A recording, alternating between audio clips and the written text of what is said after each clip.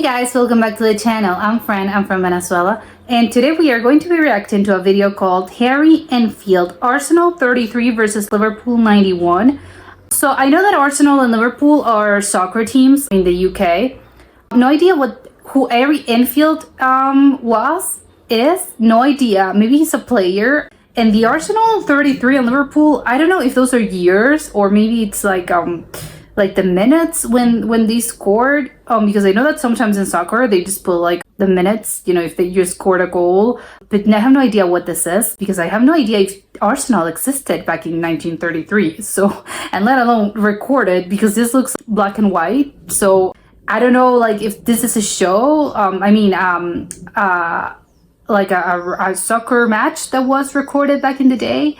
I don't know. I'm so curious to see, because I have no idea what this is about. So let's check it out, and comment, like, subscribe, and start.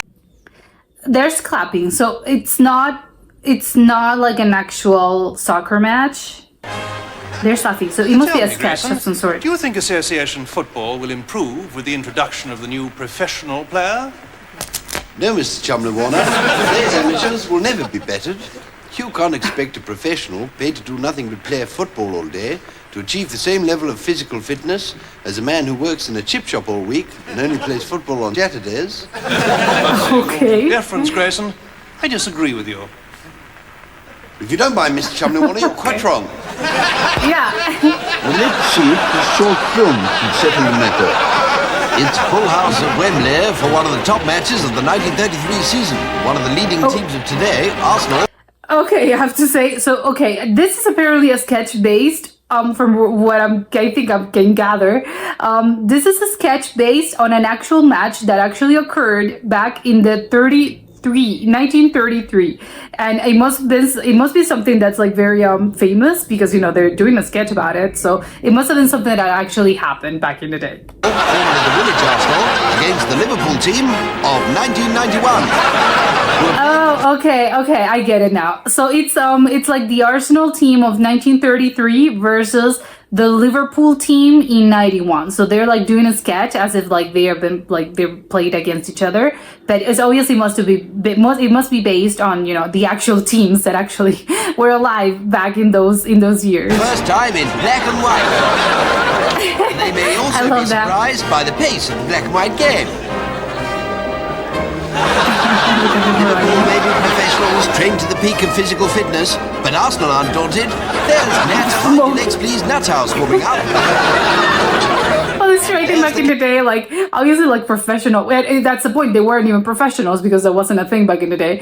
But I think everyone, like, smokes. Nobody cared. Like, it's not like an athlete that has to be like, oh, I have to be like top shape. You know, I have to like really take care of what I eat and what I'm drinking. I can't drink. I can't smoke. Back in the day, those people were like, whatever. I'm gonna enter I'm gonna like play a game like super wasted and probably like smoking. Like, I know it's a joke, but it wouldn't surprise me that it actually was like this. Captain Charlie Charles, one of the famous Charles brothers.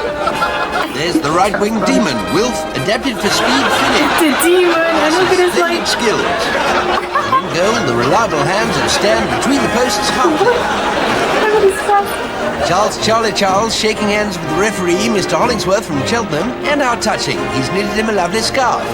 Some of the other Arsenal players are passing around some shag and some nice-looking sandwiches. But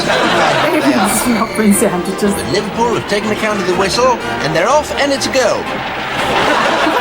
Oh, they're still offering them food. Catch it, you can't turn around that quickly. Stan Hartley didn't even have time to put his cigarette out. And the Liverpool team celebrate. They seem to be kissing. That's not very sure about that. Look at them running. People actually run like that. Still kick off. Their tactics obviously very different. Always a keen eye for the ball. Charlie no, they left when he's missed it. He shoots for goal. And it's a throw into Liverpool. No. The player throws clean over their heads. And into the goal. 2, 3, 4. It's just like jumping. The Gunners is when they get the ball out to Finney on the wing. What's he going to do with it? Well, exactly what he was doing earlier. Nothing. No. didn't even notice what they stole the So, ball. 10-0 at half-time, Liverpool go back to the dressing room, but for Arsenal, it's some light refreshments. Tea. Top-class half-time entertainment with the man they call Mr. Banjo, Mr. George What? Banjo.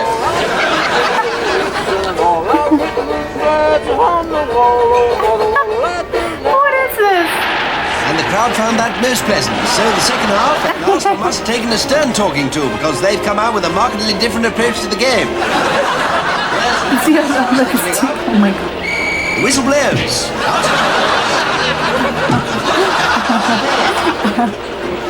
Of course, back in the day, they didn't care. Shot for goal. Now, is the ref going to allow that? Yes, it's just over the line. And Liverpool have suddenly taught Ned Nuthouse how to Oh, celebrate. oh. Oh my god. Goal inspires the rest of the team. Oh god. Some of the Liverpool players are a trifle unhappy about that, and the referee's taking out his little black book. It's the Shorter Oxford Dictionary. He wants to look up what some of those words mean. And he's found one, and he's bringing on his mother to disprove it. It's a mother. 10 all and a minute to go. Charlie, Charles, Glued waiting on on the the shoes. It's almost as if the ball was glued to his feet. No. Well, now he's gonna score. Yeah. And a sporting finish to a sporting contest. No. Okay, so yeah, I could see where this was coming from. This is really funny. I don't know if this is sort of like, obviously, like, this didn't happen, but I'm wondering because I like how factual this is.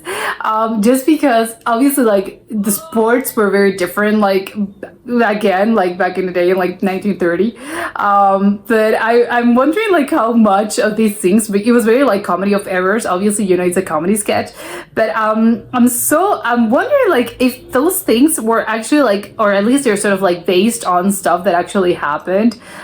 You know, not exactly like that, but just, you know, sort of like based for like, in, you know, this is a comedy sketch, so again we're gonna like base some things that actually like did happen. Obviously not like precisely like the glue, like the ball stuck in the glue, but maybe like they actually like did use glue to like repair the shoes, because probably they wouldn't be able, like, I don't think they sold those, so they have to like make do from what they had, or the whole thing about like nobody knew like what sort of like rules they were supposed to be having, so probably they were just like making up along the way. And the whole like how they ran, obviously, like I have to say I'm almost like 100% sure that that's how they ran back in the day, because they didn't, like, again, they didn't have like, I don't know, they didn't know how to run properly, so they ran like very weirdly, and yeah, and they didn't like, the sport wasn't developed in the way that we like when we think of soccer these days. Obviously, like it wasn't the same soccer that they were playing in the 1930s. So I'm guessing like a lot of these things are sort of like based, you know, they're obviously played for fun because obviously it's comedy, but I think there's some truth to some of these things that we were able to like witness here. They're probably based on like actual things that happened, but it's funny, you know, but it's sort of like a nice homage because obviously like it's a joke, but you know, if it hadn't been for them, you know, you wouldn't like be playing like the sport that as we know it these days. So, you know, they do have merit. But yeah, this is really funny. I had a really good time, and yeah, that was it for today. Bye.